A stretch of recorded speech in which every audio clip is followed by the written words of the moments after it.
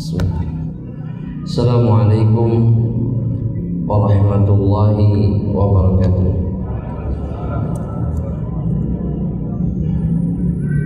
Innal hamdalillah nahmaduhu wa nasta'inuhu wa nastahdihi wa na'udzu billahi min shururi anfusina wa sayyiati a'malina.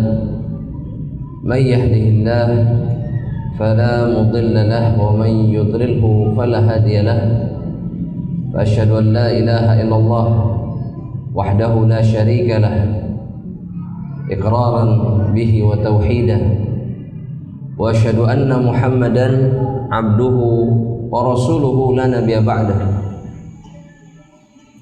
فقال ربنا تبارك وتعالى في محكم تنزيله وهو أصدق القائلين حيث قال يا أيها الذين آمنوا اتقوا الله حق تقاته ولا تموتن إلا وأنتم مسلمون يا أيها الناس اتقوا ربكم الذي خلقكم من نفس واحدة وخلق منها زوجها وبث منهما رجالا كثيرا ونساء واتقوا الله الذي تساءلون به والأرحام إن الله كان عليكم رقيبا يا أيها الذين آمنوا اتقوا الله وقولوا قولا سديدا يصلح لكم أعمالكم ويغفر لكم ذنوبكم ومن يطع الله ورسوله فقد فاز فوزا عظيما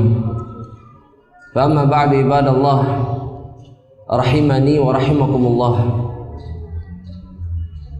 Syukur kita kepada Allah Rabbul Alamin, begitu besarnya karena kita kembali diberikan kesempatan oleh Allah Subhanahu wa ta'ala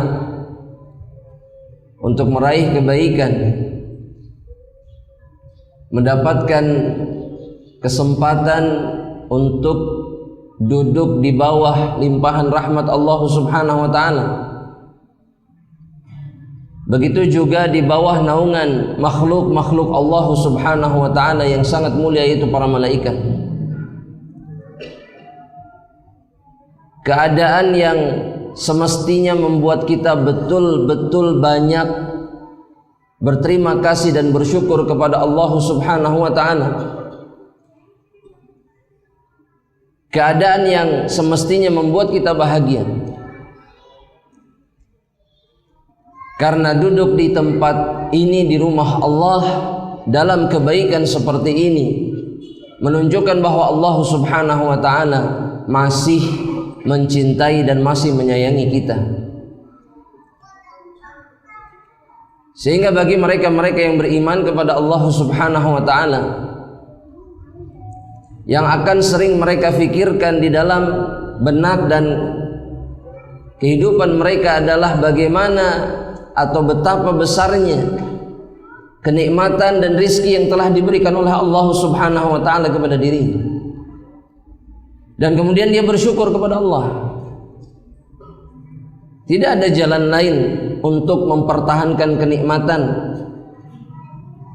yang terbaik, yang terkuat, jalan yang terbaik dan yang terkuat melebihi bersyukur kepada Allah Subhanahu wa ta'ala. Namun memang seringkali kita ini sulit atau bisa jadi bahkan tidak mau menyadari bahwa Allah Subhanahu wa ta'ala itu sudah begitu luar biasanya menyayangi kita. Mungkin itu disebabkan oleh keburukan hati. Memang hatinya buruk, sehingga kebaikan apapun yang diberikan oleh Allah itu tidak ada artinya. Dan kita berlindung dari hati yang seperti ini, jamaah rahmatullah Allah. Bahkan kita saja kalau berjumpa dengan manusia yang hatinya selalu buruk, selalu menganggap orang lain buruk, itu kita membencinya. Apalagi dengan Allah Subhanahu wa ta'ala ketika berhadapan dengan makhluk yang hatinya tidak tahu caranya berterima kasih kepada Allah Subhanahu wa ta'ala. Atau kemungkinan yang kedua, jemaah rahmatullah Allah Subhanahu wa ta'ala, bahwa hati ini sudah terlalu gelap, Hati ini sudah terlalu banyak ternodai oleh kesalahan dan dosa yang dilakukan, sehingga di tengah-tengah limpahan curahan rahmat Allah, di tengah-tengah limpahan rizki Allah subhanahu wa ta'ala, kita masih merasakan kesepian, masih merasakan kesedihan, masih merasakan tidak adanya kenikmatan dan kebahagiaan, padahal sedang berada di tengah-tengah limpahan rahmat Allah subhanahu wa ta'ala. Hati tidak tenang, kemudian hati pun tidak memiliki keyakinan kepada Rabbnya, padahal dia sedang dirahmati, karena hatinya mungkin terlalu gelap. Dan itu semua diakibatkan oleh kesalahan dan dosa yang dia lakukan, sebagaimana yang difirmankan oleh Allah subhanahu wa ta'ala dalam Al-Quran Al-Karim. Kita tahu ayat ini dalam suratul Mutaffifin ayat yang ke-14. Allah subhanahu wa ta'ala mengatakan, kalla bal rana ala qulubihim ma kanu yaksibun. Kalla bal rana ala qulubihim. Kata Allah subhanahu wa ta'ala, sekali-kali tidak, atau tidak demikian kata Allah subhanahu wa ta'ala, sungguh ar-ran itu sudah menodai hati-hati mereka. Dan Nabi menafsirkannya dalam satu hadis yang diriwayatkan Imam At-Tirmidzi. Kata Rasulullah SAW, idza aznaba 'abdun khati'atan aw idza akhta'a 'abdun khati'atan nukitat qalbuhu nuktatun sauda. Maka Allah akan menimpakan titik hitam pada hati seseorang ketika dia melakukan dosa. Dan setiap dia melakukan dosa dan kesalahan, maka hati ini akan semakin menghitam.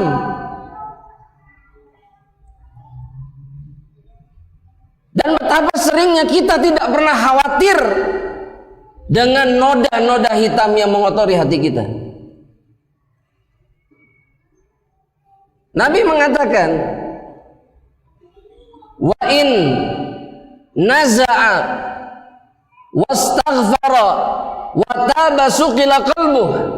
Kata Nabi Muhammad SAW, jika seseorang meninggalkan dosa itu kemudian dia beristighfar dan bertaubat kembali lagi kepada Allah, kepada ketaatan, maka hatinya akan dibersihkan. Wa illa, kata Rasulullah SAW, tapi jika tidak, atau jika kembali dia mengulangi kesalahan yang sama, kata Rasulullah SAW, ala qalbihi, maka dosa ini, ron ini, noda ini akan memenuhi hatinya. Dan di saat itu terjadi, maka jangan pernah berharap bahwa hati ini bisa merasakan kembali keimanan dan kenikmatan di dalam beribadah kepada Allah. Tapi sekali lagi, kita memang tidak sibuk dengan itu. Betul, kita sibuk dengan kajian ilmu, tapi kita tidak sibuk dengan menghilangkan penghalang antara ilmu dengan diri kita, yaitu dosa. Makanya saya ingin memberikan nasihat jemaah rahmatullahi Allah. Kadang seseorang itu menyalahkan mereka-mereka yang suka menuntut ilmu dengan mengatakan, masa orang tahu agama melakukan hal yang seperti itu? Masa orang yang tahu agama sikapnya seperti itu? Jangan salahkan agamanya, tapi salahkan orangnya. Kenapa? Karena dia masih tetap mengotori hatinya dengan dosa, sehingga perbuatannya seperti itu. Dan dalam masalah ini jamaah rahmatullahi Allah, dalam masalah dosa, seseorang tidak bisa berpura-pura. Dia tidak bisa berpura-pura di hadapan siapapun, bahkan di hadapan makhluk. Setiap kebusukan dan keburukan dosanya itu akan senantiasa tercium dan akan terlihat pada dirinya. Meskipun bagi sebagian orang dia terlihat baik, ataupun bahkan terlihat berilmu, jamaah rahmatillah Allah. Karena apa yang dilakukan seseorang itu cerminan hatinya. Sebagaimana yang dikatakan jamaah rahmatillah Allah subhanahu wa ta'ala oleh sahabat yang mulia Abu Hurairah radhiyallahu ta'ala anhu. Kata beliau begini, al-qalbu, kata beliau, malikun, hati itu raja, hati itu raja. Wal a'dha'u junuduhu, dan anggota tubuh itu adalah bala tentaranya. Kemudian kata beliau, in tabal maliku taba junuduhu, dan jika rajanya baik, pemimpinnya baik, maka pasukan-pasukannya pun akan baik. Sehingga anggota tubuh ini tidak bisa berdusta, jemaah rahmatillah Allah, nggak bisa bohong ketika hati seseorang itu dipenuhi dengan dosa. Pasukannya tidak akan pernah bisa menutupi apapun.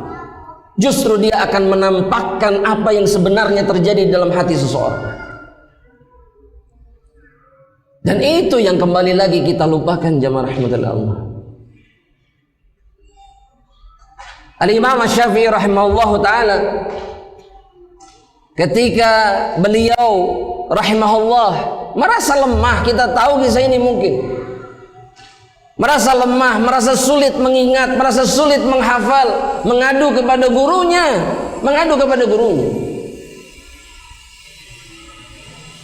kepada gurunya Waqi' bin Jarrah. Syakautu ila Waqi' su'a hifzi, aku mengeluhkan kepada Waqi' buruknya hafalanku. Padahal kita tahu Imam Syafi'i seperti apa kekuatan ingatannya, tapi beliau mengadu buruk. Apa yang ditunjukkan oleh Waqi' sebagai gurunya? Fa'arsyadani ila tarkil ma'asi, aku diberikan petunjuk untuk meninggalkan maksiat. Kalau kita sekarang mungkin disuruh minum obat ini, vitamin itu, ini segala macam, cari waktu yang tepat untuk menghafal, itu tidak ada gunanya sama sekali jika hati kita masih dipenuhi dengan kemaksiatan. Makanya Waqi' paham ini, Waqi' tahu, karena kata beliau, innamal ilmu nurun wa nurullahi la yu'ta li'asi. Karena sesungguhnya ilmu itu cahaya, dan cahaya ilmu tidak akan pernah diberikan kepada ahlul maksiat. Tidak akan. Jadi tidak akan pernah ada, jamaah rahmatillah Allah, ahlul maksiat tapi alim dengan agama Allah. Mungkin tidak? Jamaah, tidak mungkin terjadi. Gak ada ahlu maksiat yang soleh, ada tidak? Jamaah, ada ahlu maksiat yang soleh? Gak mungkin. Karena hati ini tidak sanggup menerima dua sifat sekaligus. Kata Imam Ibnu Qayyim. Al-Imam Ibnu Qayyim mengatakan hati ini gak akan pernah bisa menerima dua sifat sekaligus. Jika dia kosong dari kebaikan dan ketaatan, maka dia akan diisi oleh lawannya. Apa lawannya, jemaah? Ya jemaah, lawan dari ketaatan apa? Maksiat dan dosa. Akan selalu seperti itu. Dan itu saja jika kita fikirkan baik-baik, jamaah rahmatullah Allah, maka itu sudah membuat kehidupan kita tidak akan pernah merasakan kebahagiaan di dalamnya, ketika ilmu tidak bisa masuk hanya karena dosa yang dilakukan oleh kita.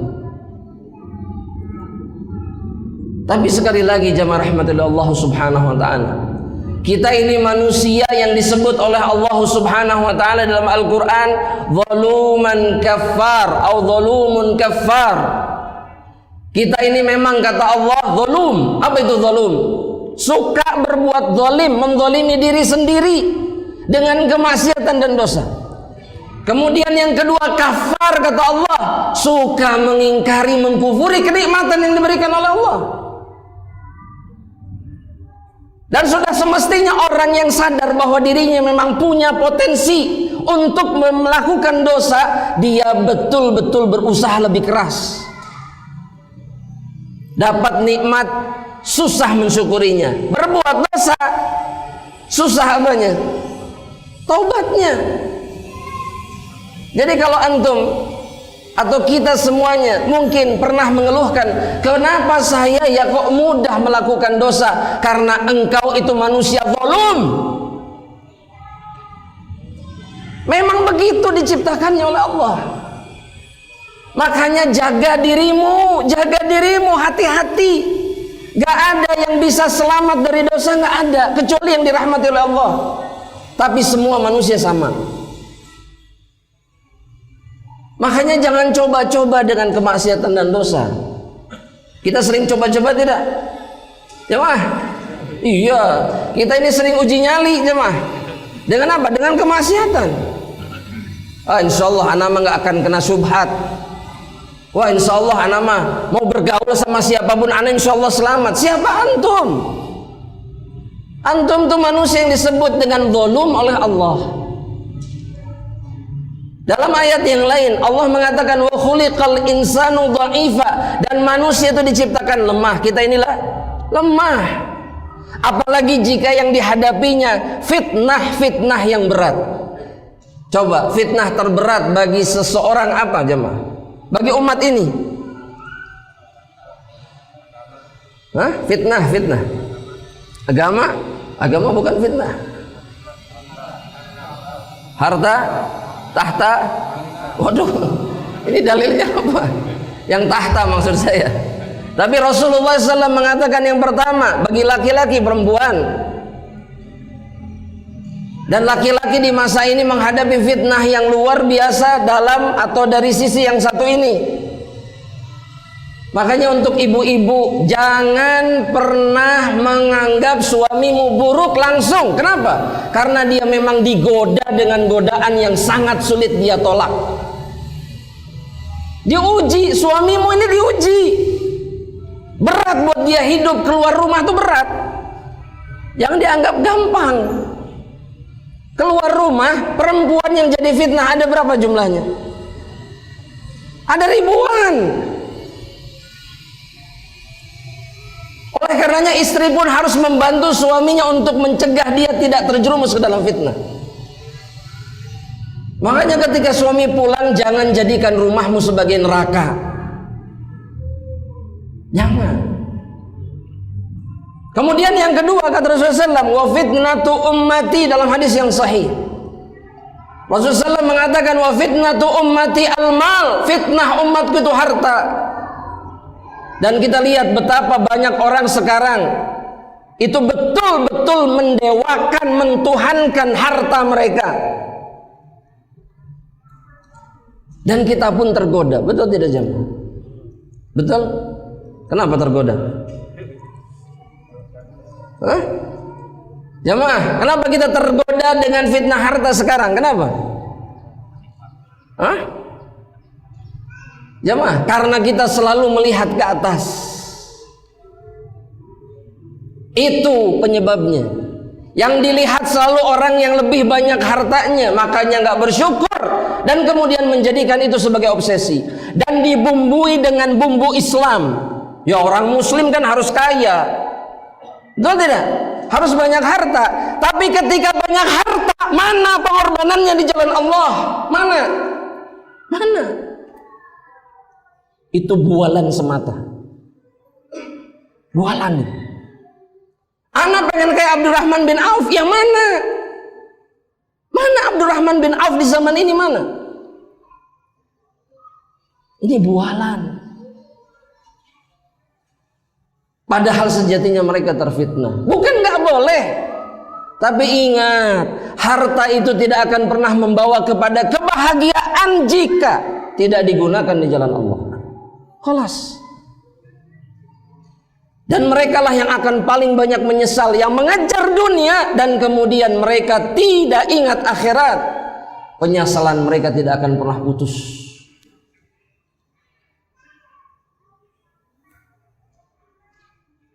Dan kita membiarkan diri kita terjerumus ke dalam pembinasa-pembinasa tersebut. Dan merasa takut. Padahal Anas bin Malik radhiyallahu ta'ala anhu dalam hadis sahih riwayat Imam Bukhari, Beliau mengatakan kunna na'uddu, dulu kami para sahabat itu menganggap satu dosa kecil seperti dosa besar di zaman para sahabat. Tapi bagi kalian sekarang dosa besar itu seperti sesuatu yang remeh, bal hiya adaqqu minasy-sya'r, bahkan seperti sesuatu yang lebih tipis dari rambut, ringan, tidak diperdulikan sama sekali. Kalau kita bertanya-tanya kenapa para sahabat bisa semulia itu, karena mereka menjauhi dosa dan mereka tidak pernah merasa aman dari dosa. Bahkan yang kecil dianggap besar, yang kecil dianggap besar, apalagi yang besar. Mereka tidak pernah main-main dengan dosa karena mereka tahu apa akibat dosa, apa yang bisa ditimbulkan oleh dosa terhadap seorang hamba Allah Subhanahu wa ta'ala. Tapi sebelum sana, mau tanya sama antum sekarang. Jika antum bertanya kepada diri sendiri, apa sebenarnya yang membuat kita ini, diri kita ini selalu mudah dan tergoda untuk melakukan dosa? Atau apa yang mendorong kita untuk melakukan dosa? Apa jemaah? Hawa nafsu. Terus sudah hawa nafsu saja. Kalau Al-Imam Ibnul Qayyim rahimahullahu ta'ala, beliau menyebutkan ada 3 penyebab dalam diri kita ini yang menjerumuskan kita ke dalam dosa. Dalam kitabnya Al-Fawaid, beliau mengatakan bahwa sebab yang pertama, sebab yang paling utama itu adalah al-kibru. Yang membuat seseorang terjerumus ke dalam dosa itu sombong. Yang pertama, sebagaimana al-kibr, sebagaimana kesombongan itu memasukkan iblis ke dalam golongan manusia-manusia yang atau makhluk-makhluk yang dilaknat oleh Allah. Bukankah iblis dilaknat oleh Allah dan kemudian kelak kekal dalam neraka itu hanya karena apa? Karena satu kesalahan, sombong.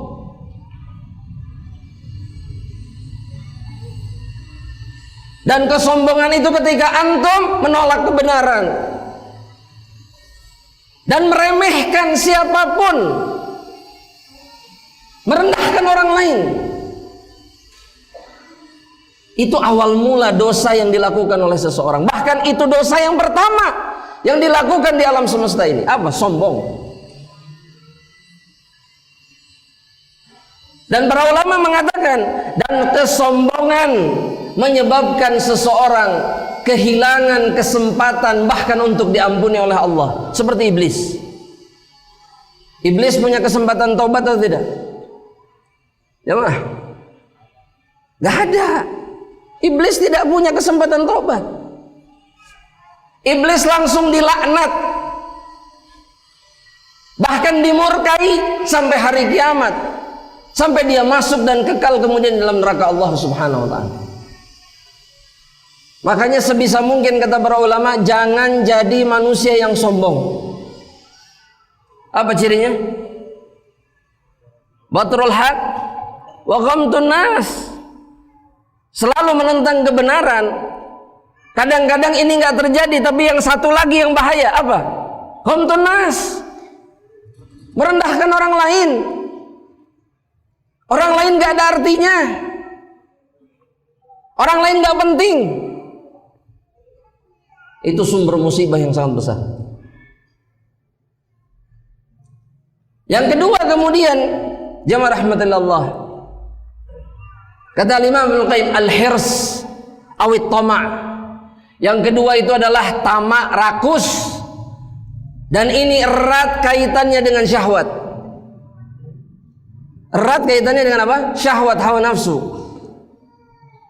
Dan yang terkena atau yang membuat Nabi Adam alaihi salam diusir dari surga adalah perkara yang kedua ini. Tamak.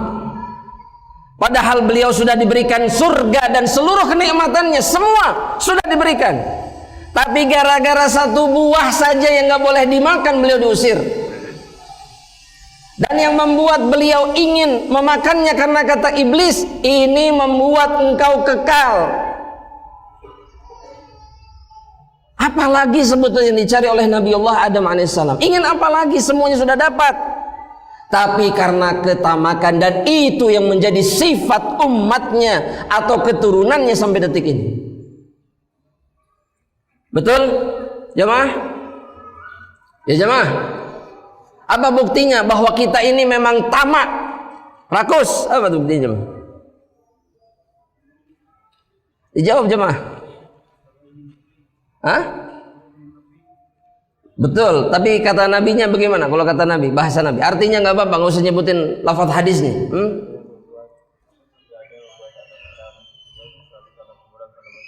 Nah, itu sebelumnya dulu disebutkan apa? Lau kana libni Adam wadiyan min dahab labtaghatsani. Kalau seorang anak Adam punya satu lembah emas semuanya, maka dia akan minta yang kedua. Dia akan cari yang kedua, nggak cukup. Betul jemaah? Itu juga sebabnya kenapa kemudian laki-laki pun banyak yang tamak jemaah. Sudah dikasih satu minta berapa? Minta 4 kata ibu langsung. Oh iya, banyak yang penyebabnya hanya karena tamak, bukan karena ibadah. Ana nggak mencela ta'adud, nggak, wallah demi Allah. Tapi memang banyak yang tamak. Sebetulnya cukup satu tapi cari penyakit. Semuanya karena tamak, ingin lebih, ingin lebih. Dan itulah yang membuat Nabi kita, ayah kita, kakek kita Adam alaihissalam sengsara. Sengsara jemaah, bagaimana bisa orang yang pernah merasakan kehidupan surga kemudian harus merasakan kehidupan dunia? Antum berpikir itu jemaah, dari kenikmatan surga yang sempurna kemudian di dunia harus cari makan sendiri dan seterusnya. Yang tahu hanya Nabi Adam, yang penyesalannya paling dalam hanya Nabi Adam alaihissalam, hanya Nabi Adam. Dan semua itu karena ketamakan, al-hirs. Dan ini pun yang jadi sumber maksiat dan dosa-dosa kita. Pengen lebih, pengen itu, pengen ini. Dan yang ketiga jemaah rahmatullahi Allah subhanahu wa ta'ala, kata al-Imam Ibnu Qayyim rahimahullah ta'ala, yang ketiga adalah al-hasad. Tidak ridha dengan kenikmatan yang diberikan oleh Allah kepada orang lain, dan mengharapkan nikmat itu hilang dari saudaranya, itu hasad. Dan Syekhul Islam rahmatullahi ta'ala alaih, beliau mengatakan, la yakhlu jasadun min hasad. Tidak ada satu tubuh pun yang bebas kosong dari hasad, gak ada. Yang membedakan, kata al-Imam atau kata Syekhul Islam rahimahullahu ta'ala, al-karimu yukhfih. Orang yang mulia di antara hamba-hamba Allah, mereka menyembunyikan hasadnya, menutup-nutupi, sudah tidak dibuka oleh mereka, ditutup. Wa innamal laimu yubdih. Adapun orang hina, orang rendah, maka mereka mengungkap, menunjukkan hasadnya, mengikuti hasad yang ada dalam dada mereka. Dan kita harus jujur, antum kalau lihat orang lain nikmat, pengen tidak? Itu hasad namanya. Tapi yang tercela itu adalah ketika antum kemudian berharap kenikmatan itu hilang dari saudara antum. Itu yang haram, itu yang nggak boleh. Betul?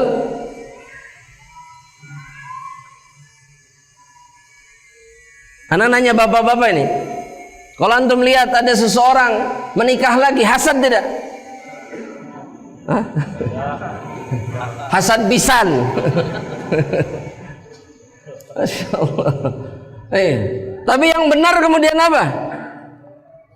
Coba ketika antum pengen, apa yang benar? Mendoakan.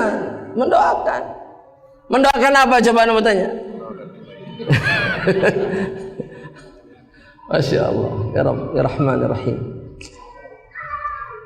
Dan yang ketiga ini, yang kemudian kata para ulama membuat anak Adam itu sampai tega menghilangkan nyawa saudaranya. Penyebabnya adalah hasad. Karena saudaranya diterima amalnya oleh Allah Subhanahu wa taala sedangkan dia tidak. Maka sebagai balasannya sakit hati karena hasad, kenapa dia dapat, kenapa saya tidak, dibunuh.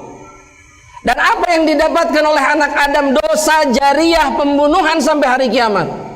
Hanya karena hasad. Hanya karena hasad. Jariah sampai hari kiamat. Itu kata Rasulullah SAW, bahwa tidak ada satupun pembunuhan yang terjadi di atas muka bumi ini illa kana li waladi Adam kiflun minha atau kama qala sallallahu, melainkan anak Adam dapat bagiannya. Li'annahu awwalu man sannal qatl, karena dia yang pertama kali melakukan pembunuhan di atas muka bumi ini. Apa penyebabnya? Hasad. Hasad. Maka awasi 3 perkara ini dalam hati kita, jamaah rahmatullah Allah. Kita sombong tidak? Kalau sombong segera perbaiki kesombongan ini. Kemudian yang kedua, kita ini tamak, haris atau tidak? Jika tamak, kendalikan ketamakan ini. Dan yang ketiga, kita hasad atau tidak? Jika hasad, maka segera engkau hilangkan jiwa hasadmu atau hati hasadmu itu. Jangan sampai kemudian kita sengsara seperti 3 makhluk Allah yang tadi kita sebutkan tadi. Tapi kalau antum dikasih pilihan, antum mau yang mana, jamaah rahmatullah? Yang paling ringan di antara perkara atau 3 penyebab dosa, mau yang mana?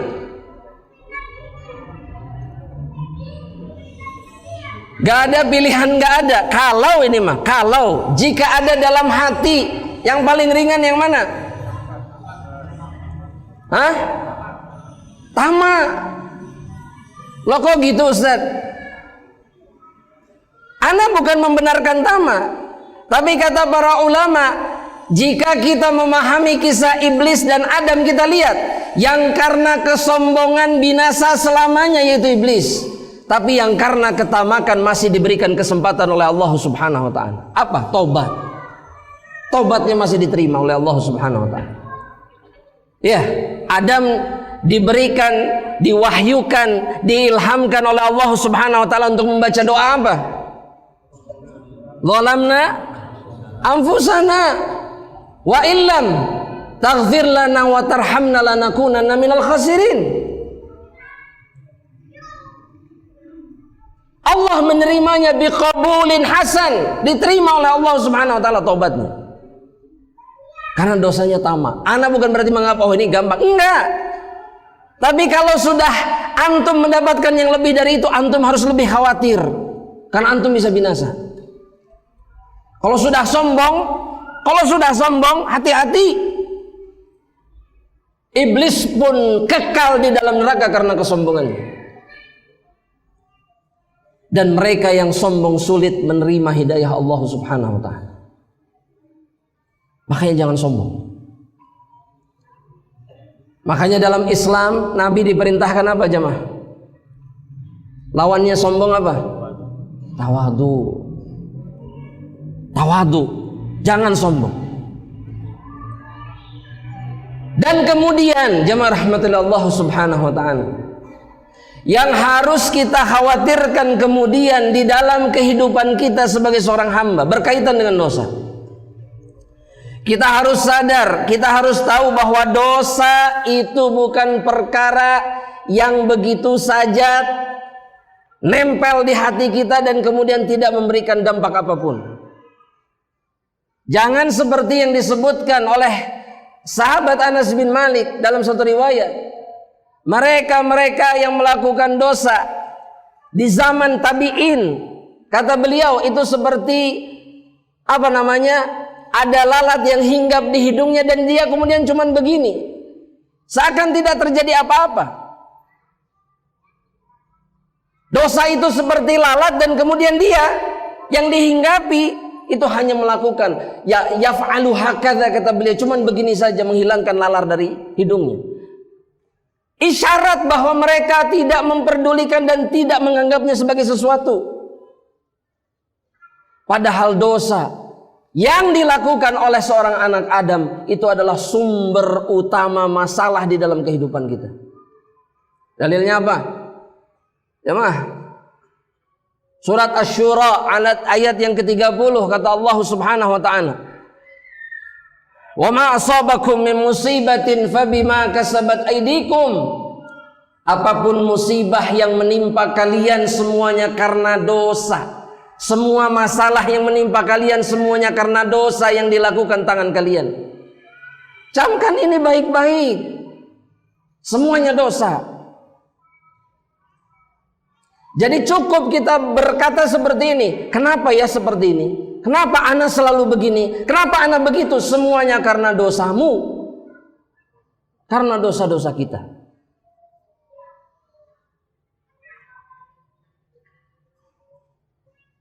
Dan ini pun yang jarang kita pikirkan. Selalu kita menyalahkan siapa? Jamaah. Selalu kita menyalahkan siapa?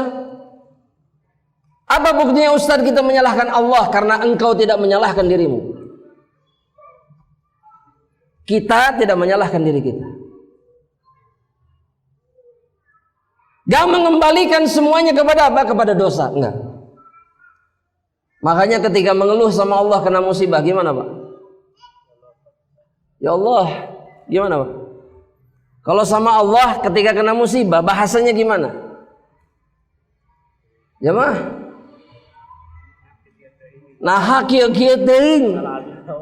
Salah abdi naon seueur cek Allah teh. Allah.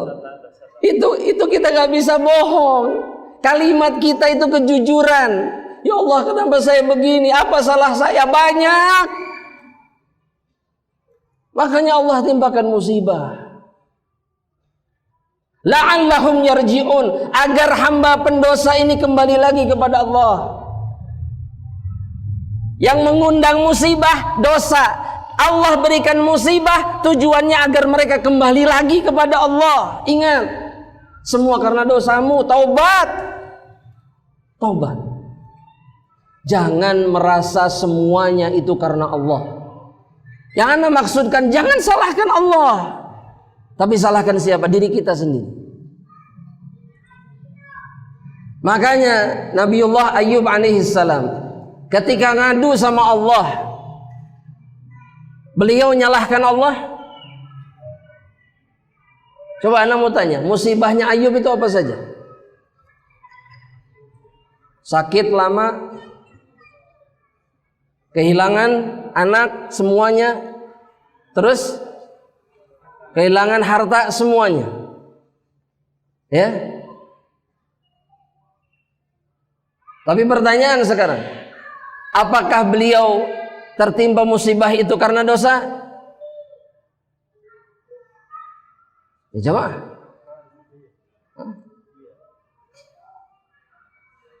Kenapa?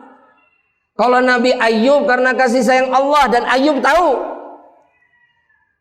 penyebab utama musibah itu tapi ada hamba-hamba yang dikasih musibah bukan karena dosanya, itu para nabi. Karena apa? Karena kasih sayang Allah. Tapi lihat adabnya sama Allah. Ayyub nggak bilang, ya Allah, anak teh kan nabi, anak rasul, anak kekasihmu ya Allah, kenapa begini? Tidak. Apa yang dikatakan oleh Ayyub? Ini adab dulu, adab. Apa yang dikatakan oleh Ayyub? Siapa yang bisa jawab? Allah. Itu kalimat yang benar, tapi bukan Ayyub alaihissalam yang mengucapkannya. Yunus kalau itu. Barakallahu fi. Silakan jemaah. Ayo jemaah. Naonnya doananya? Ya, sekarang baru naon. Padahal doa itu ada di Al-Quran 1400 tahun. Sudah 1400 tahun doa itu ada dalam Al-Quran. Ayo coba, anak nggak akan maju sebelum dijawab.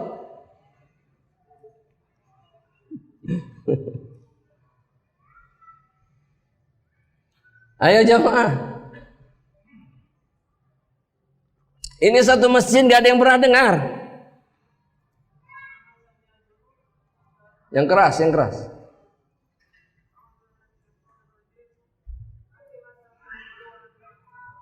Ahsan. Pernah dengar doa itu? Itu ayat nu mananya? Hah? Rabbi anni massaniyad durru wa anta arhamur rahimin. Sudah 20 tahun diuji sama Allah baru bilang begini. Ya Allah, wahai Rabbku, aku tertimpa sakit, tertimpa madarat. Titik sampai di situ, nggak dilanjutkan. Dan Engkau adalah Zat yang Maha Penyayang, ya Allah. Gak minta diangkat, cuman muji Allah dan Engkau Maha Penyayang. Aku tahu Engkau Maha Penyayang. Sudah terlalu lama, Tapi Ayub tidak bisa mengungkapkannya kepada Allah karena dia tahu Allah sayang kepada dirinya. Gak ada ucapan menyalahkan Allah, gak ada.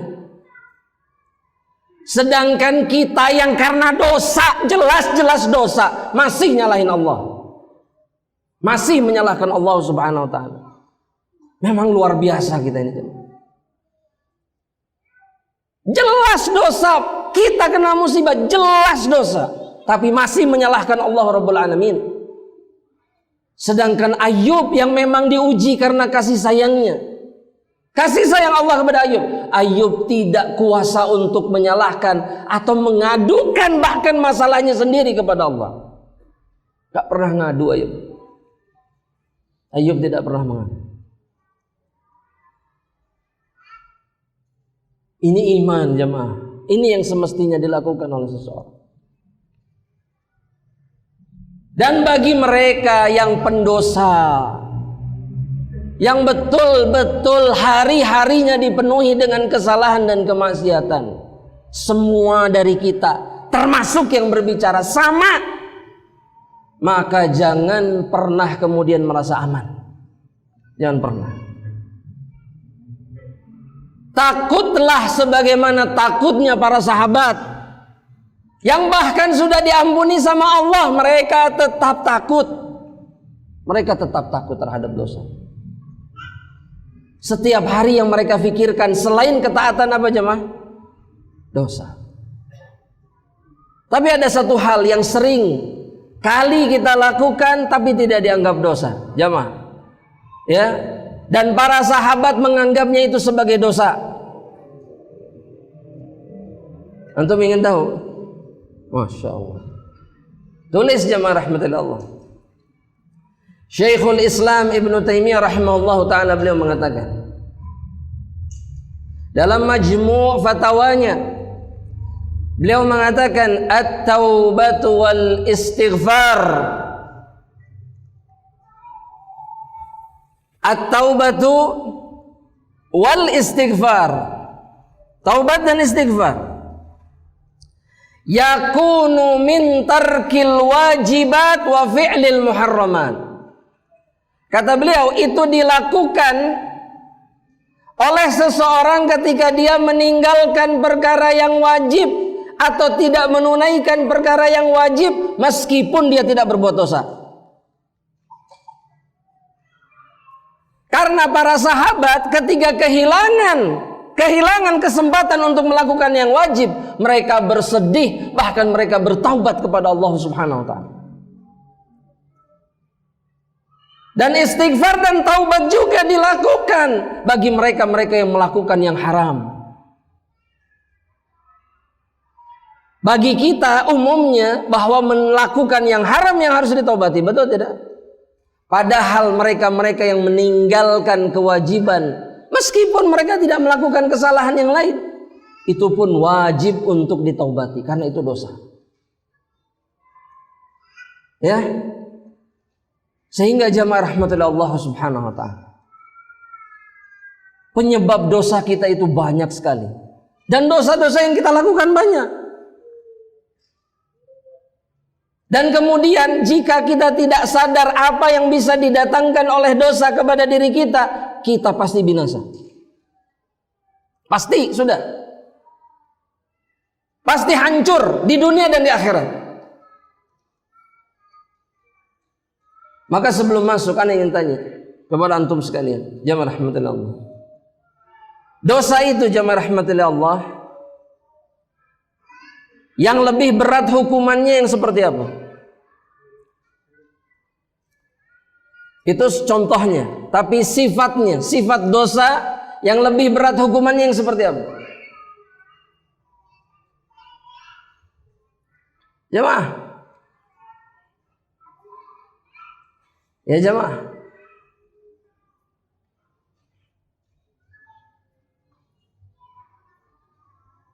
Ya jamaah. Yang tidak terasa? Enggak. Tulis jamaah, tulis. Yang pertama,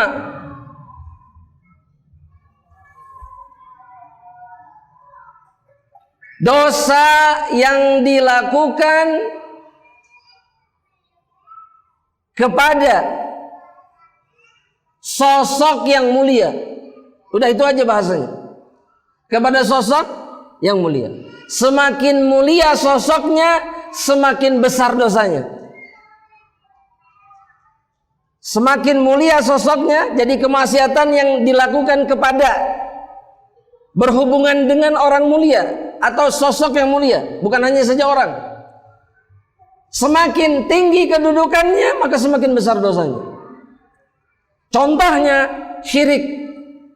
Syirik itu dosa yang paling besar, tidak ada yang menandingi. Kenapa? Karena yang dimaksiati itu Allah. Yang terluka, atau kalau boleh bahasakan yang tersakiti oleh dosa yang dilakukan hambanya itu siapa? Allah. Makanya dosanya paling besar. Itu yang harus diingat. Yang pertama.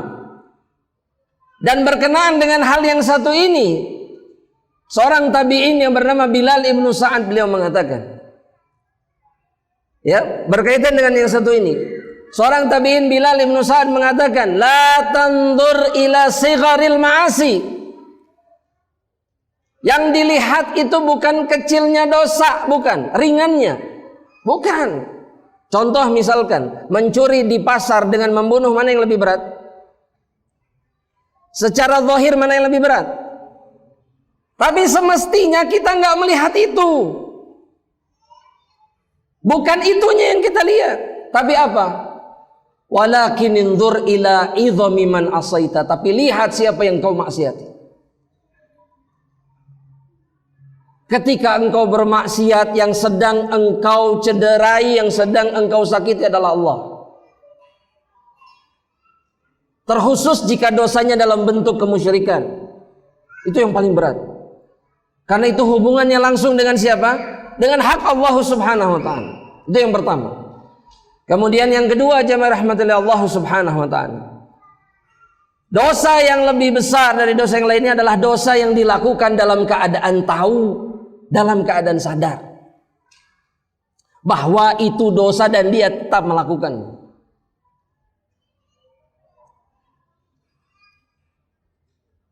Makanya kelak nanti di akhirat, azab yang paling berat salah satunya adalah untuk siapa? Orang yang berilmu. Tapi di sisi yang lain dia melakukan perkara yang sebaliknya dari ilmu yang dia ketahui. Gak boleh makan yang haram, dia bilang sama orang-orang. Tapi kemudian dia memakan yang haram. Itu yang paling berat nanti di akhirat. Itu dosa yang berat. Betul tidak jemaah? Apa hukumannya? Coba sebutkan dua saja hukuman bagi mereka yang tahu tapi masih tetap melakukan kemaksiatan. Apa hukumannya jemaah? Dua saja atau tiga saja, mau nambah? Jemaah, dua. Sebutkan. Hah? Betul, tapi bukan itu yang anak harapkan jawabannya. Jamaah jawab. Satu tulis sudah, sana bantu. Satu. Dalam surat As-Saff Allah Subhanahu wa taala mengatakan apa?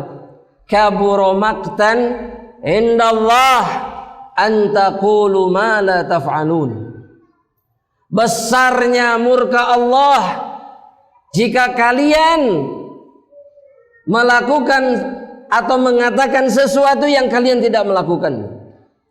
Contoh dari kalimat ini yang disebutkan oleh Allah adalah engkau mengatakan A, tapi di sisi yang lain engkau melakukan sebaliknya. Engkau tidak melakukan apa yang engkau katakan. Besar murka Allah bagi orang-orang yang seperti ini. Besar. Yang kedua, mereka yang akan pertama kali masuk ke dalam neraka Allah bukan ahli maksiat yang lain. Ini menunjukkan ketika seseorang tahu tetap dia melakukan dosa itu, hukumannya berat di sisi Allah. Yang ketiga belum selesai. Kalau sudah masuk, apa yang terjadi di dalam? Jamaah, kalau sudah di neraka hukumannya apa? Fadhal, siapa yang menjawab? Mending angkat tangan daripada anak tunjuk, jamaah. Hah? Di dalam bentuk siksanya jelas dilaknat, tapi di dalam siksaannya seperti apa? Di dalam neraka. Bagi mereka yang tahu tapi masih berbuat dosa. Fadhal. Ususnya keluar mengitari neraka. Dalam hadis yang lain, mulutnya itu akan disobek-sobek sampai ke belakang. Dari pinggir ke belakang, dari tengah ke belakang, matanya dicolok, ditarik ke belakang dengan besi-besi pengait. Ketika ditanya siapa mereka oleh Rasulullah, siapa mereka? Mereka adalah orang-orang yang menyelisihi apa yang mereka katakan kepada orang lain. Dulu mereka amar ma'ruf, dulu mereka nahi mungkar, tapi mereka melakukan sebaliknya. Hati-hati. Ya. Kemudian yang berikutnya jemaah rahmatullah, yang ketiga, yang membuat dosa itu menjadi besar, itu adalah ketika seseorang menganggap dosa itu boleh dilakukan. Ketika mengatakan apa? Boleh, nggak ada masalah. Ketika dikasih tahu membunuh diri sendiri itu nggak boleh, kata siapa nggak boleh? Kalau kata saya boleh. Itu yang sering dikatakan orang-orang. Betul tidak jemaah? Jemaah, ada orang yang membunuh dirinya sendiri pelan-pelan, ada? Ada? Banyak. Siapa? Masya Allah, ijma'. Tapi selain itu coba cari contoh selain itu. Sudah, kalau itu mah nggak ada khilaf. Perbuatan ini menyakiti diri sendiri tapi orang anggapnya biasa saja. Apa? Zaman sekarang apa? Perbuatan ini bahaya sebetulnya, tapi orang anggapnya biasa saja. Ada nggak selain merokok? Hah? Ghibah. Selain ghibah ada tidak? Hah? Hah? Tadi sudah disebutkan ghibah. Masya Allah, sudah kumpul? Belum. Apa selain itu jemaah? Udah 3 kali orang bilang ghibah ini. Oh riba. Masya Allah, mirip-mirip suaranya. Oh banyak. Ini mah betul-betul mudah melakukannya. Padahal itu berbahaya untuk dirinya sendiri, namun kemudian dia tidak menganggapnya sebagai dosa. Apa jemaah?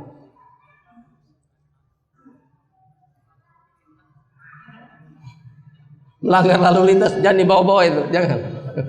Bahaya itu. Apa jemaah? Apa?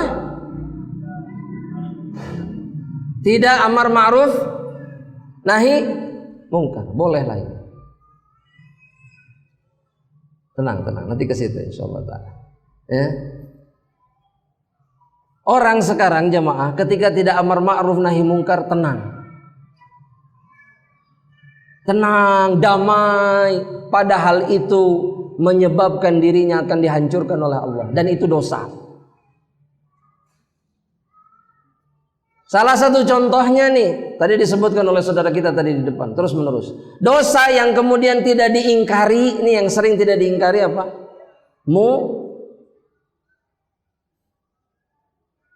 Ustadz kan khilaf di antara siapa? Musik khilaf tidak? Jamaah sedikit saja, musik khilaf tidak? Hah? Khilaf? Khilaf? Sebagian ragu, sebagian yakin. Yang sebelah sini kayaknya ragu. Karena yang jawab sebelah sini. Yakin? Jamaah? Khilaf tidak? Antum? Khilaf tidak? Tidak ada khilaf. Kenapa tidak khilaf? Jamaah anak nanya ini jamaah. Tapi begini jamaah.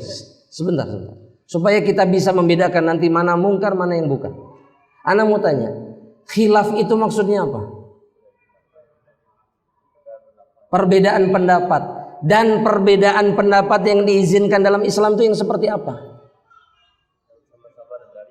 Yang masing-masing punya dalil yang titik, sudah sampai di sini. Kalau masing-masing kuat, kita tidak punya ruang untuk kemudian melakukan apapun, sudah. Intinya begitu. Kurang lebih begitu. Dalilnya kuat sini, sana kuat, sudah. Tapi kalau nggak ada dalil, khilaf bukan? Ketika kita bilang A, orang bilang enggak B, nggak ada dalil, khilaf bukan? Kembali kepada perkara yang tadi, khilaf bukan? Kenapa? Tidak ada dalil yang apa? Untuk yang lengkap jawaban deh. Untuk menghalalkan perkara titik, sudah. Tapi yang jadi penting buat kita itu jamaah, yang merupakan dosa, membinasakan padahal dan kemudian tidak merasa sebagai dosa, itu adalah ketika kita diam, gak mengingkari apapun. Amar ma'ruf jangan ditanya. Amar ma'ruf itu biasa kita lakukan. Tapi kalau nahi mungkar, jarang atau tidak pernah? Antara jarang dengan tidak, sudah. Dan ketika kita menganggap itu bukan dosa, maka itu menjadi sangat besar di sisi Allah Subhanahu wa ta'ala. Dari sisi apa? Dari sisi kita menganggap bahwa perkara yang tidak boleh dilakukan itu boleh dilakukan, dan itu dosa yang sangat besar. Berarti kita menentang siapa? Allah Subhanahu wa ta'ala. Sudah, berpikirnya ke situ saja sudah. Jangan sibuk cari pembenaran. Kalau sudah kata Allah nggak boleh, berarti ya sudah nggak boleh. Jangan cari celah, si nama menang itu. Karena ada manfaatnya. Enggak. Orang mukmin tidak seperti itu. Ada berapa perkara tadi jemaah? 3. Sebutkan dari awal. Yang pertama apa? Perkara yang membuat dosa itu lebih besar dibandingkan dosa yang lain. 1. Dilakukan pada sosok taib. Yang kedua, dalam keadaan tahu. Yang ketiga, menganggap bahwa perkara itu boleh dilakukan padahal dosa. Itu membuat perilakunya, perbuatannya menjadi dosa yang sangat besar. Padahal bisa jadi dosanya ringan, tapi ketika mengatakan boleh, nggak ada masalah, sok nggak apa-apa, itu menjadi dosa yang lebih besar. Dan ini yang sering dilakukan kebanyakan hamba Allah. Ya, hati-hati. Nah sekarang jemaah rahmatullah Allah Subhanahu wa ta'ala, apa yang akan terjadi kepada diri kita ketika kita sibuk mengerjakan dosa dan kemaksiatan? Ketika kita tidak selalu bertobat dari dosa dan kemaksiatan, maka yang pertama jemaah rahmatullah Allah, yang pertama, sebagaimana yang disebutkan oleh para ulama, yang pertama, hatinya, jiwa mereka yang berdosa dan senantiasa melakukan dosa itu akan selalu sempit. Hatinya akan selalu sempit, tidak akan pernah merasakan kelapangan atau apapun. Allah Subhanahu wa taala berfirman di dalam Al-Qur'an. Di dalam surat Thaha ayat yang ke-124.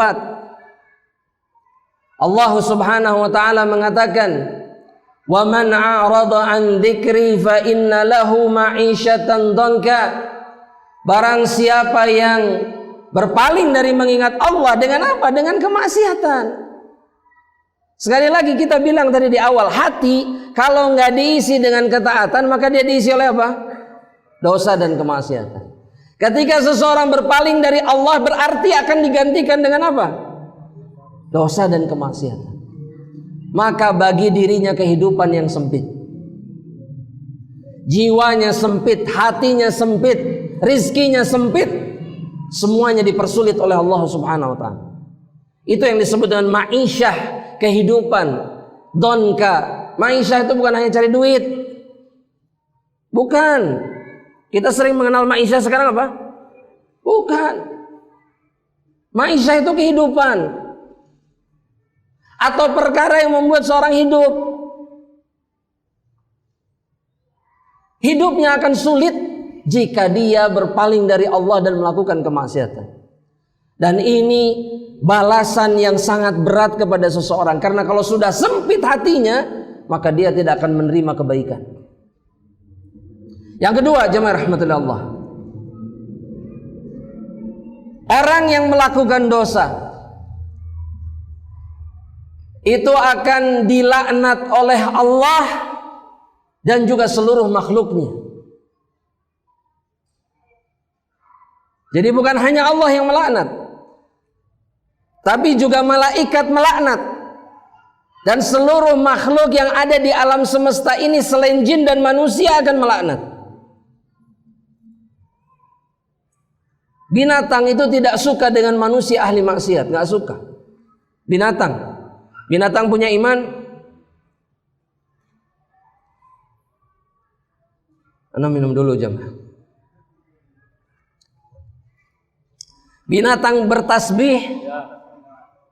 Bagaimana bisa bertasbih kalau nggak punya iman? Paham maksudnya jemaah? Cuman dia tidak punya kewajiban untuk apa?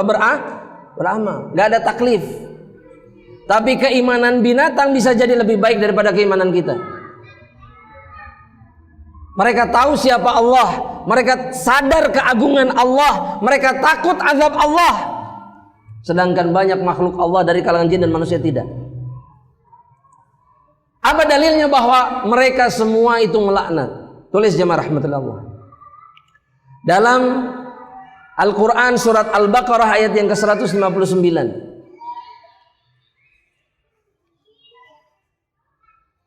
Al-Baqarah ayat yang ke-159.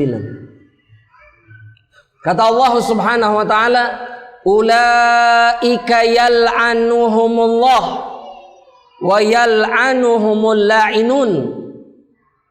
Mereka-mereka yang ingkar itu, yang kufur itu, yang bermaksiat itu dilaknat oleh Allah dan juga dilaknat oleh makhluk-makhluk Allah yang ikut melaknat bersama Allah. Kata Imam Mujahid, murid Ibnu Abbas radhiyallahu taala anhu, beliau mengatakan seperti ini. Yang dimaksud oleh Allah dalam ayat ini, innal bahaima tal'anuhum. Sesungguhnya binatang-binatang, bahkan binatang-binatang ternak itu melaknat dosa atau pelaku-pelaku dosa dari kalangan anak Adam. Idzashtaddatis sanah wa umsikal matar. Jika keadaan bumi itu ditimpa paceklik atau kekeringan, hujan tidak turun. Kenapa mereka melaknat? Karena mereka tahu ini semua karena dosa-dosa hamba Allah. Makanya mereka ikut melaknat para pendosa.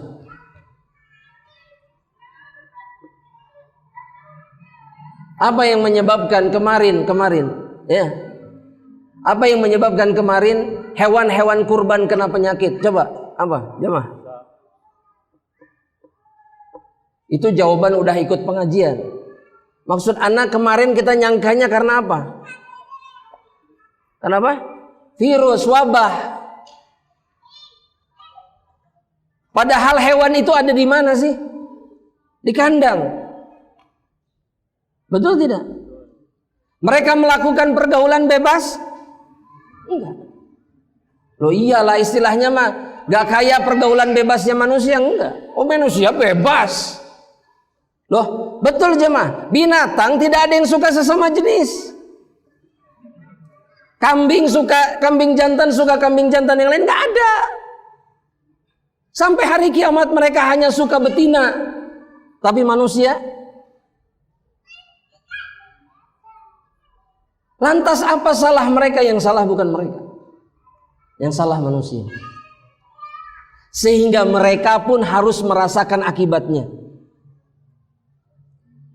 Karena kata Nabi, taun, penyakit wabah, penyakit wabah atau penyakit yang belum pernah ada itu semuanya disebabkan karena sudah menyebarnya perzinahan di tengah-tengah hamba Allah. Itu kan yang terjadi sekarang. Bahkan kata Nabi, hatta yu'linu biha, mereka terang-terangan melakukannya, gak malu lagi. Maka ta'unlah yang akan menimpa mereka, wal auja'ul lati lam takun min qabl, dan penyakit-penyakit yang belum pernah ada. Semuanya karena zina. Makanya jangan diam. Ada anak-anak jelas berzina di pinggir jalan, diam. Pura-pura nggak lihat. Kelihatan. Kenapa nggak ditegur? Sudahlah jemaah. Semuanya karena perbuatan kita sendiri. Dan semua ini nggak akan selesai. Semua ini nggak akan selesai sampai kita bertobat dari kesalahan kita. Khalas jemaah, cukup. Cukup kita diam, itu cukup. Cegah kemungkaran yang bisa kita cegah. Kemudian yang berikutnya jemaah rahmatullah Allah. Bahkan dosa jugalah yang menyebabkan seseorang diharamkan dari ketaatan kepada Allah. Jadi yang membuat seseorang gak bisa ibadah, susah ibadah, dosa.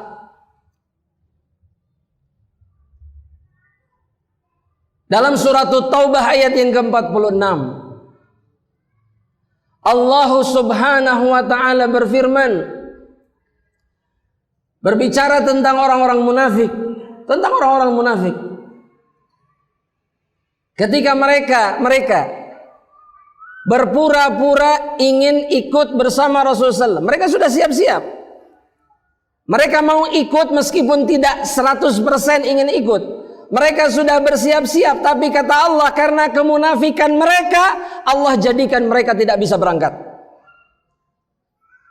Gak bisa mereka ikut jihad bersama Rasulullah SAW. Kata Allah subhanahu wa ta'ala, walau aradul khuruj, jika mereka ingin ikut keluar bersama kaum muslimin, Nabi dan kaum muslimin, untuk berjihad di jalan Allah, la'addu lahu uddah, mereka sudah bersiap-siap, kata Allah subhanahu wa ta'ala. Orang munafik.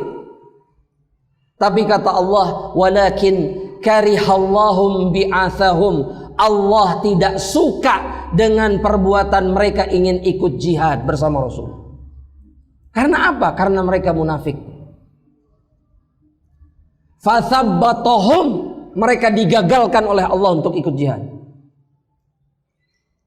Wa qila lahum uq'udu, duduk, dikatakan kepada mereka, duduk kalian bersama orang-orang yang tidak sanggup berangkat jihad. Dan itu karena dosa kemunafikan mereka. Makanya kalau sekarang banyak keluhan, Ustaz, ana susah sholat malam, ana susah ini. Gara-gara apa? Dosa, sudah, nggak ada lagi. Allah yang menghalangi kita dari ketaatan itu, dan semuanya karena dosa. Makanya pernah ada seorang imam muhaditsin, beliau mengatakan, beliau diharamkan dari sholat malam 6 bulan gara-gara satu dosa. Gak bisa sholat malam 6 bulan, gak bisa. Dan ketika dipikir-pikir, kenapa? Karena satu kesalahan kecil saja yang dilakukan. Ya, makanya jangan usah mikir kemana-mana.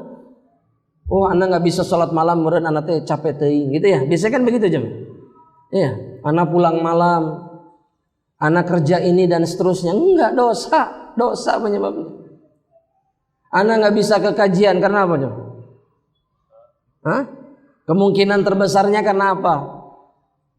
Dosa. Bukan uzur jemaah. Bukan uzur. Dan seringkali yang menghalangi kita, yang kita anggap uzur itu bukan uzur sebetulnya. Ya, tapi dibuat-buat uzur berat. Wah, anak nggak bisa. Anak semalaman tadi nggak bisa tidur. Anak kalau pengajian percuma anak tidur nanti di pengajian. Tidur kenyang juga tetap tidur di pengajian mah. Iya, sama saja, apa bedanya? Datang dan tetap diampuni sama Allah meskipun tidur. Itu yang anak kadang-kadang, ya Allah, bingung anak kadang-kadang. Duduk saja, gak mencatat saja, gak perhatian saja, itu masih tetap diampuni sama Allah. Kenapa ditinggalkan? Sudah, kita gak usah berpanjang lebar. Duduk saja, duduk. Sudah. Kenapa? Karena yang duduk bersama para penuntut ilmu itu tidak akan pernah sengsara, kata Allah Subhanahu wa taala. La yashqa ma'ahum jalisuhum, tidak akan pernah sengsara.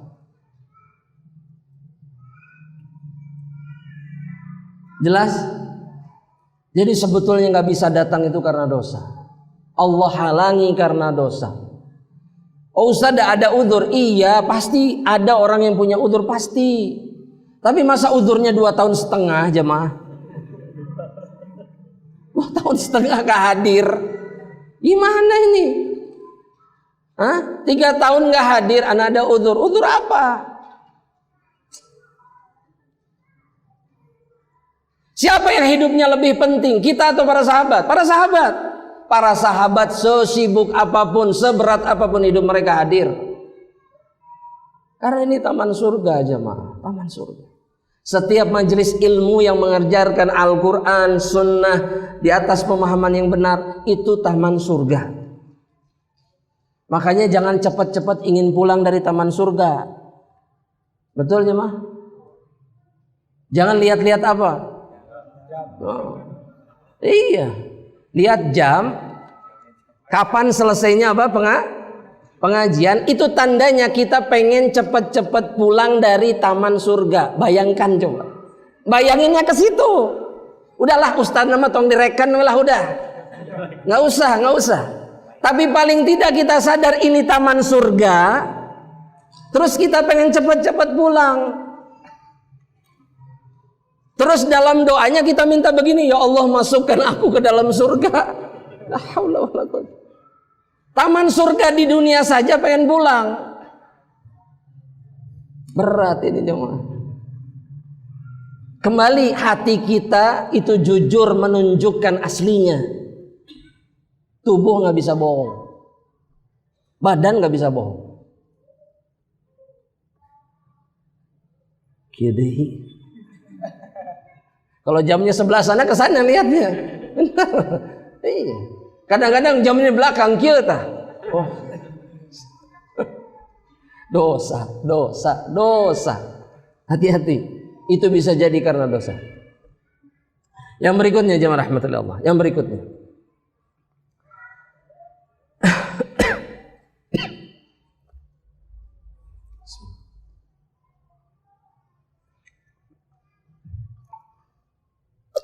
Yang berikutnya jemaah rahmatillah Allah subhanahu wa ta'ala.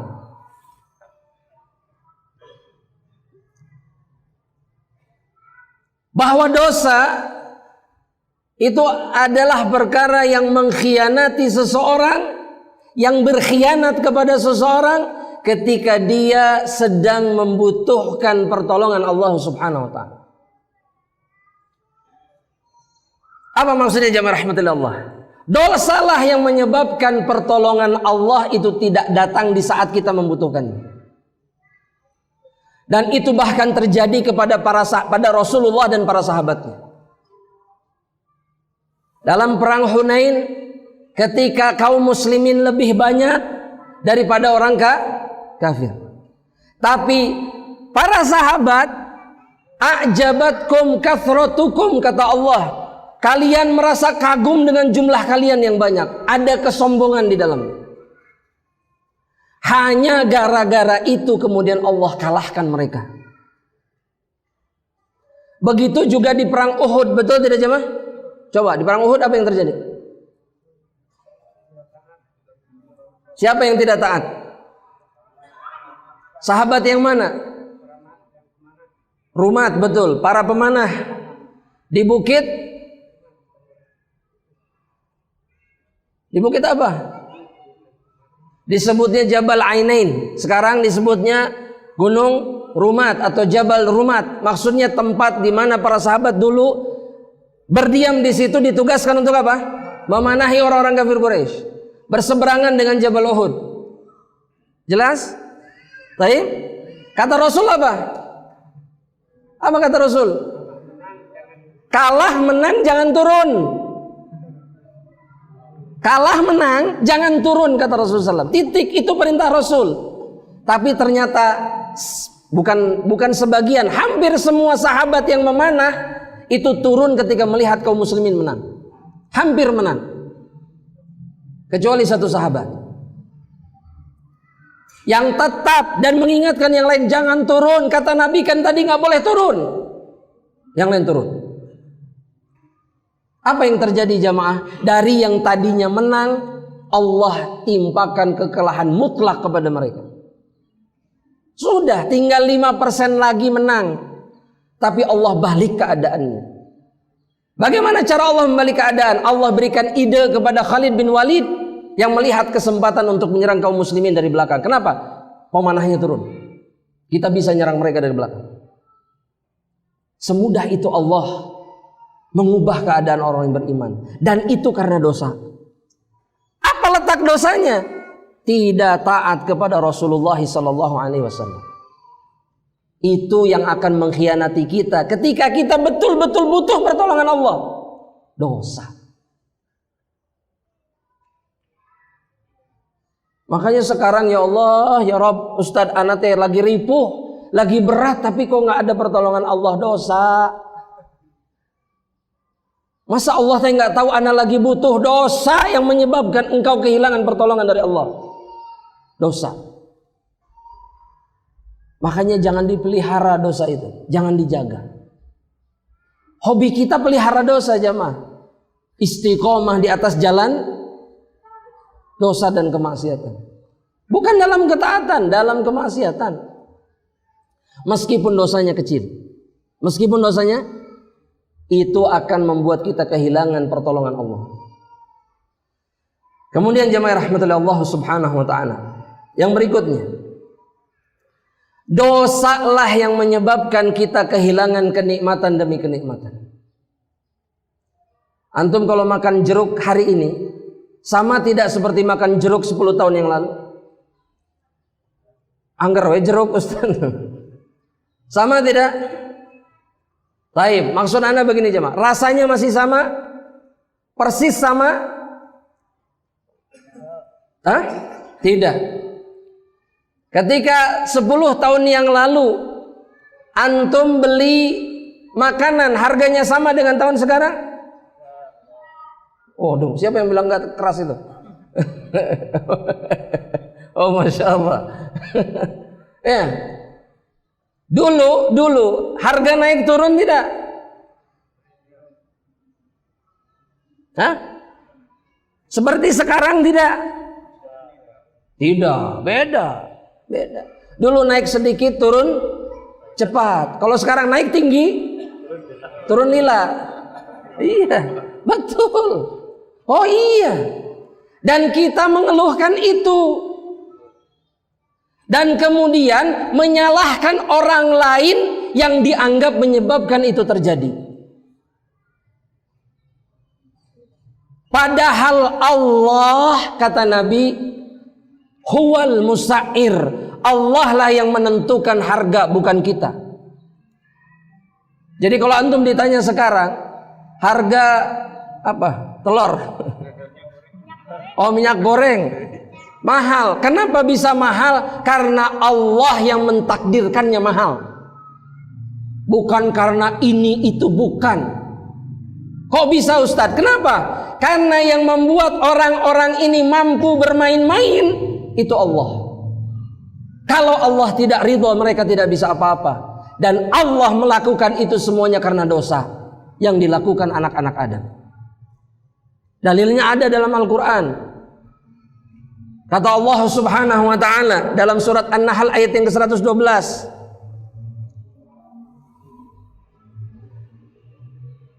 Allah subhanahu wa ta'ala berfirman, wa daraballahu mathalan qaryatan kanat aminatan. Allah memberikan permisalan satu negeri, satu kampung tadinya aman, mutmainnah, kemudian tenang, ya'ti rizquha ragadan, dan rizkinya gampang datangnya.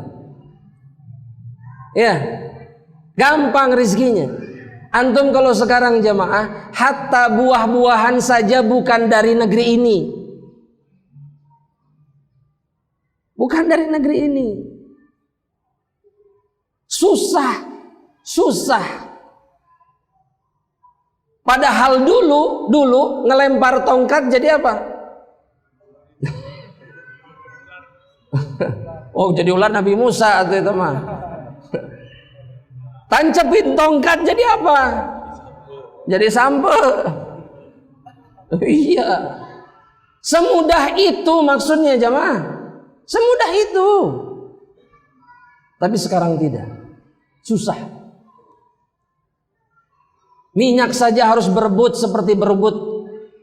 Ya Allah, ya Rabb, apa ini? Dan Allah memberikan permisalan, ada negeri yang dulunya gampang, semuanya gampang, enak. Min kulli makan, dari semua penjuru datang rizki Allah. Kebun rizki, sungai rizki, laut rizki, bahkan udaranya jadi rizki. Tapi kata Allah kemudian, fakafarat bi an'umillah. Tapi namun kemudian mereka kufur dengan kenikmatan Allah.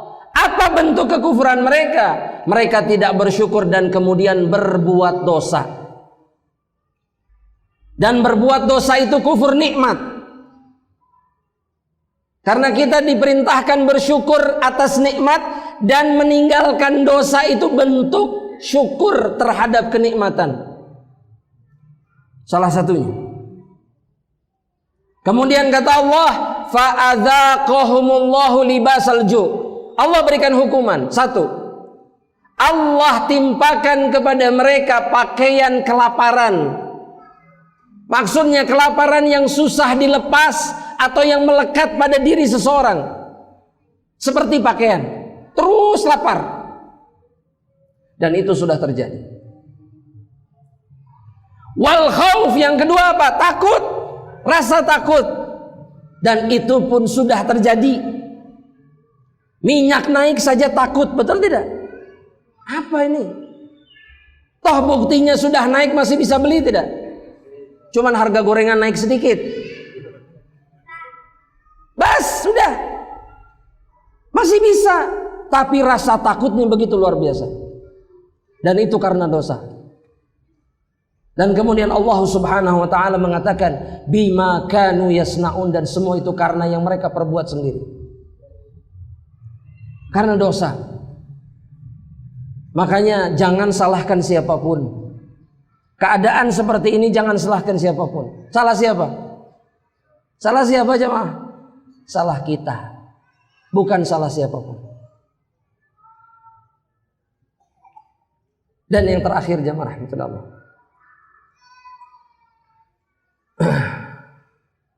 Dosa itu menyebabkan seseorang diazab di alam kubur. Betul?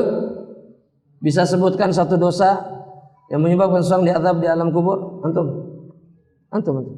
Ya antum. Antum Pak, antum. Ya antum. Satu dosa saja, apa?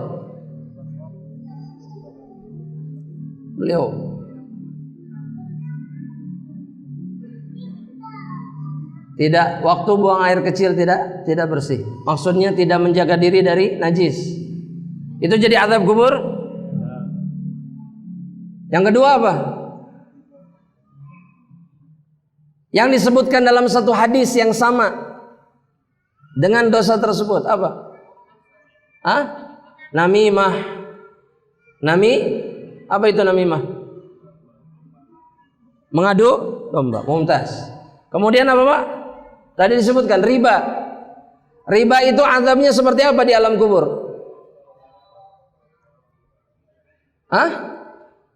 Apa? Berenang di sungai darah.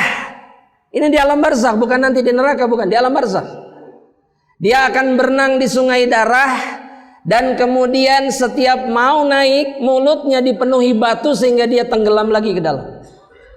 Dan setiap dia berhasil naik lagi ke atas, dia akan dimasukkan batu lagi ke dalam mulutnya sehingga tenggelam dalam sungai darah.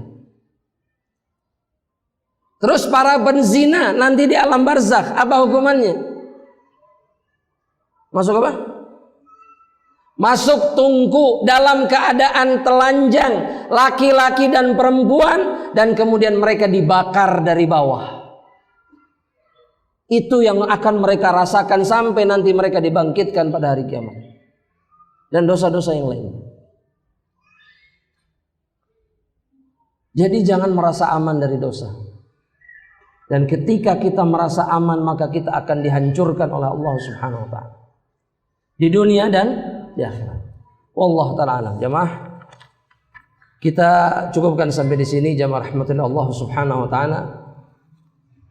Dan kita jawab pertanyaan-pertanyaan yang sudah masuk insyaallah.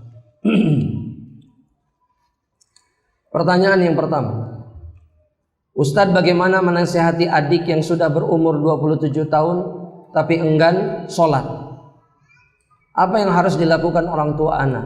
Apa yang harus dilakukan oleh anak? Berikan nasihat. Usia 27 tahun sudah tidak bisa dipukul jemaah. Kalau dipukul dia pasti.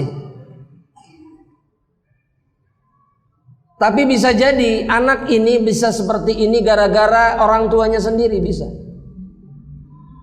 Karena mereka lalai dalam mendidik anaknya untuk melakukan sholat.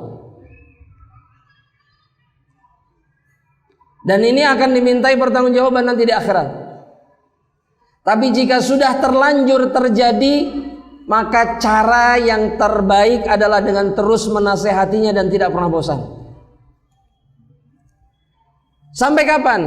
Sampai dia mau sholat. Dan juga kemudian tidak pernah putus doa kepada Allah untuk memberikan hidayah bagi anak tersebut, khususnya orang tua, karena doa mereka mustajab. Ya. Dulu ada satu orang dai di Amerika itu cerita sama saya. Beliau mengatakan di antara orang yang masuk Islam dengan izin Allah di tangan beliau, melalui beliau, itu ada satu orang Amerika yang semenjak usia 11 tahun dia itu sudah jadi pecandu narkoba. 11 tahun. Dan kemudian di penjara hampir 30 tahun, keluar usianya hampir 45 tahun. Tapi masuk Islam di dalam penjara. Ya. Kemudian ketika dia pulang ke rumahnya dalam keadaan sudah apa? Islam. Perhatikan ini jemaah. Ibunya ketika lihat penampilannya pingsan. Jenggot, pakai kopiah, pakai juk, gelepek langsung pingsan. Ketika sadar, ibunya ngomong begini, mun bahasa Sunda nama kunaon, didinya, kenapa kok jadi begini? Ya, dia jelaskan ceritanya, singkat cerita, khalas. Dan kemudian tinggal sama ibunya 2 bulan, dalam kondisi apa? Di akhir bulan yang kedua ibunya masuk Islam. Seminggu kemudian meninggal ibunya. Syahidnya di sini yang aneh ingin sampaikan, kata si Amerika ini, Ustadz, Saya ini bandelnya luar biasa, tapi ibu saya itu nggak pernah dia mengatakan yang buruk tentang saya. Dan dia selalu mengatakan, one day, katanya satu hari kamu jadi orang baik. Ibu yang kafir, doanya diijabah sama Allah. Satu hari nanti kamu jadi orang baik. Lihat, jadi orang baik. Ini doa ibu yang kafir. Lantas bagaimana dengan doa ibu yang muslim? Terjadi setelah sekian puluh tahun. Jangan putus asa. Yang penting mulut ini tidak pernah mendoakan keburukan terhadap anak. Jangan ngagoda Ustadz, jangan mendoakan keburukan. Memang berat, anak tahu berat. Tapi jangan pernah mengucapkan keburukan sedikit pun. Karena suatu hari dia bisa dan akan menjadi orang baik pada waktunya. Itu yang harus kita ingat. Maka ini yang dilakukan jemaah rahmatullah. Ya, jangan terburu-buru menghukumi orang. Jangan. Doakan yang terbaik, suatu saat nanti dia akan menjadi orang baik insyaallah. Wallahu ta'ala. Yang berikutnya jemaah rahmatullah. Assalamualaikum Ustaz. Waalaikumsalam. Jika anak sudah remaja, kuliah dan mulai malas sholat, ini sama.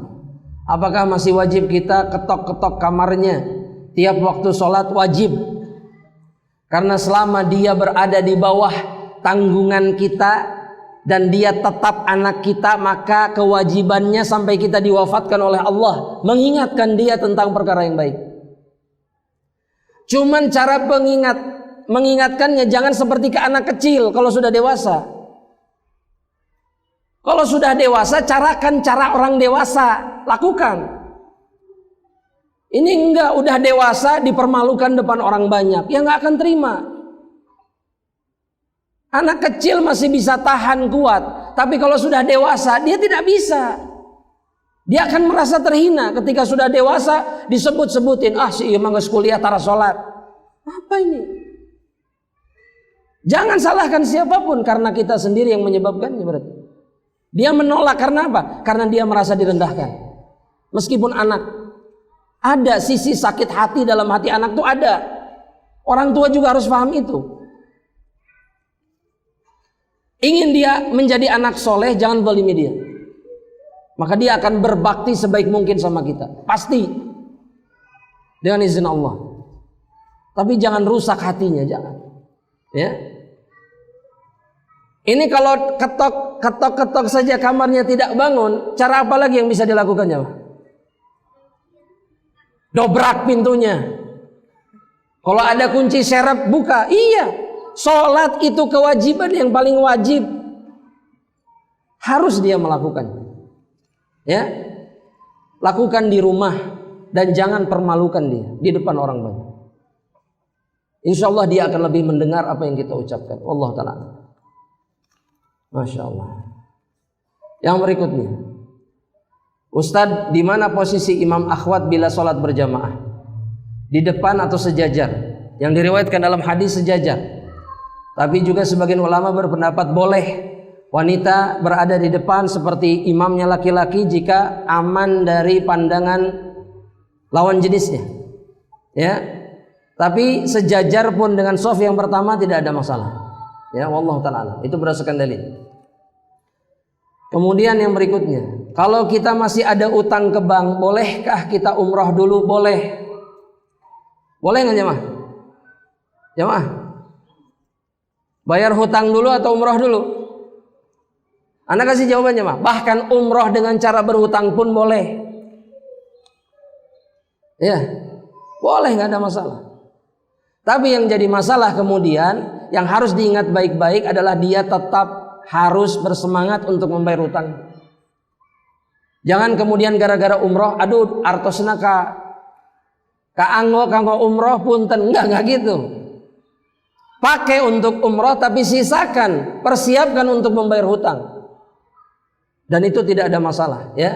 Karena hutang itu tidak membuat seseorang gugur kewajibannya terhadap perkara yang lain, enggak. Tidak, tetap.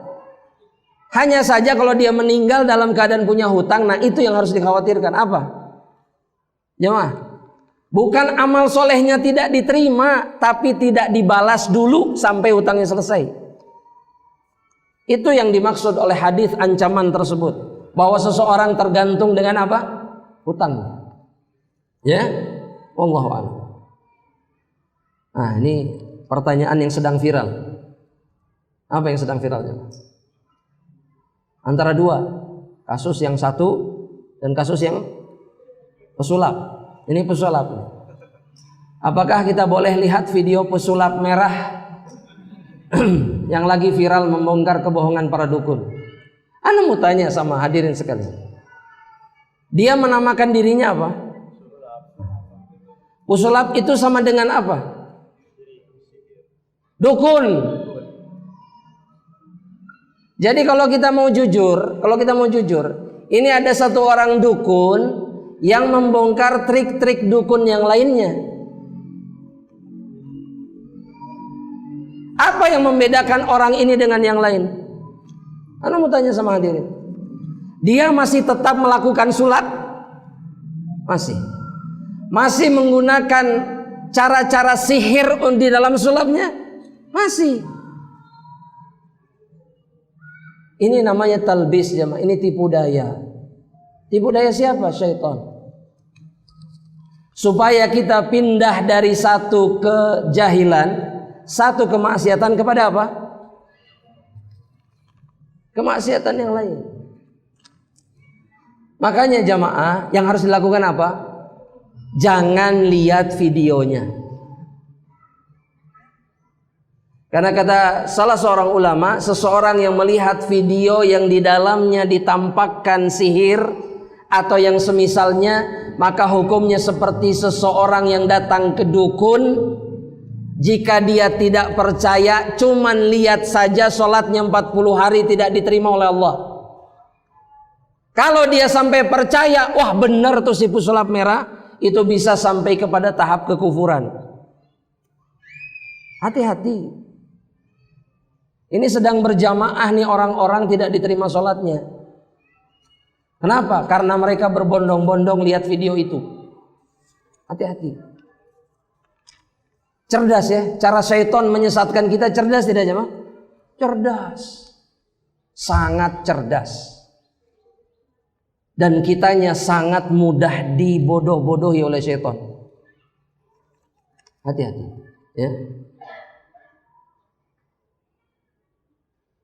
Yang mirisnya jemaah sekarang, bahkan yang bersangkutan itu dianggap sebagai pahlawan, betul tidak? Dan dalam satu cuplikan pembicaraannya dia mengatakan bahwa saya itu takut bertanggung jawab nanti di hadapan Allah. Coba bayangkan. Subhanallah. Ya, mencampurkan aduk antara yang batil dengan yang hak. Kalau dia takut sama Allah, jangan jadi apa? Pesulap. Jangan jadi pesulap. Jadi apa? Jadi pedagang, jadi penuntut ilmu. Sudah selesai.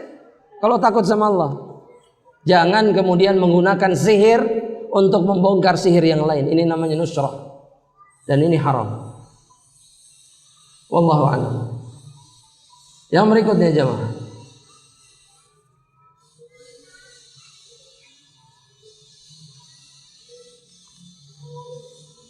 Waduh, panjang pertanyaan.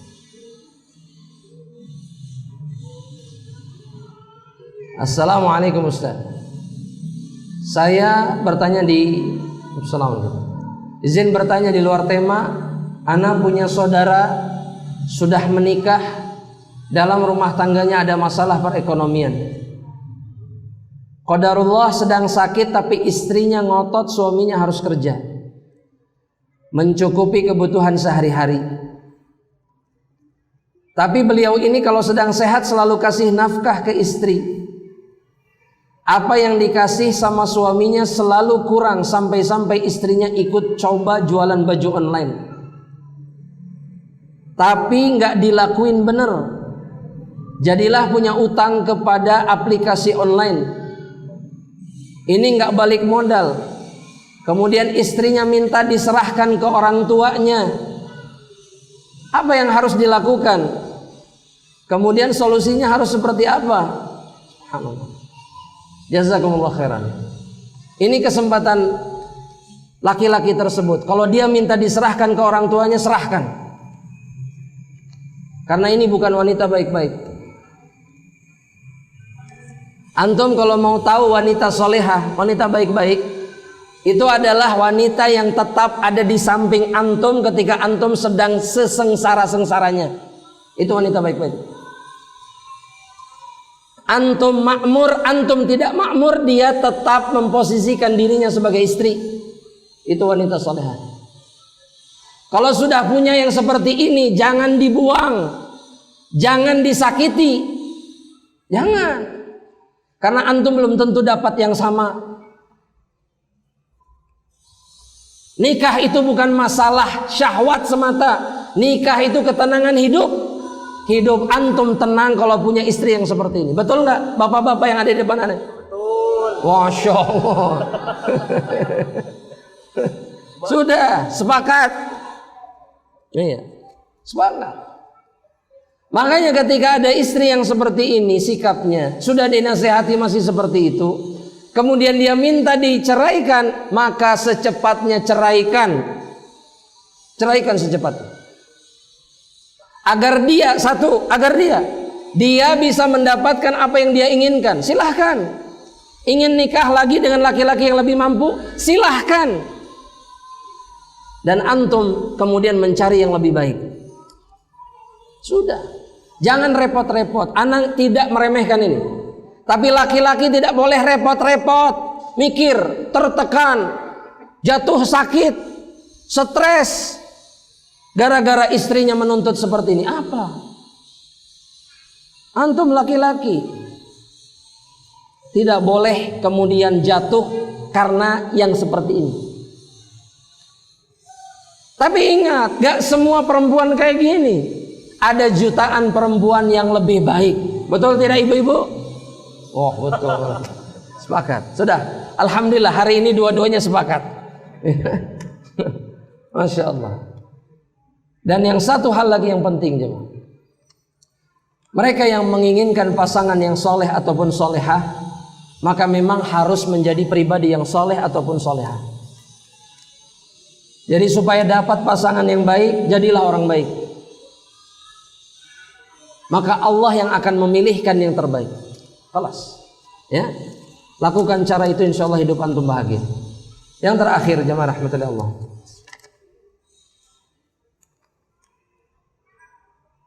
Ustadz, saya seorang ibu rumah tangga yang suaminya sudah meninggal. Saya mempunyai seorang putri yang selalu menyakiti hati saya, Masya Allah, dan tidak mau patuh dengan apa yang saya inginkan, sehingga saya selalu marah sama anak saya dan selalu menghardiknya sampai di luar kendali saking kesalnya. Apakah itu salah satu penyebab saya bertambah dosa dikarenakan saya sering marah dan selalu menghardik anak yatim walaupun itu anak saya sendiri? Apakah saya harus meminta maaf kepada anak saya tersebut? Masya Allah. Yang pertama, bapak dan ibu sekalian, orang tua yang saya muliakan karena Allah, orang tua boleh marah, boleh. Orang tua boleh keras kepada anaknya, boleh.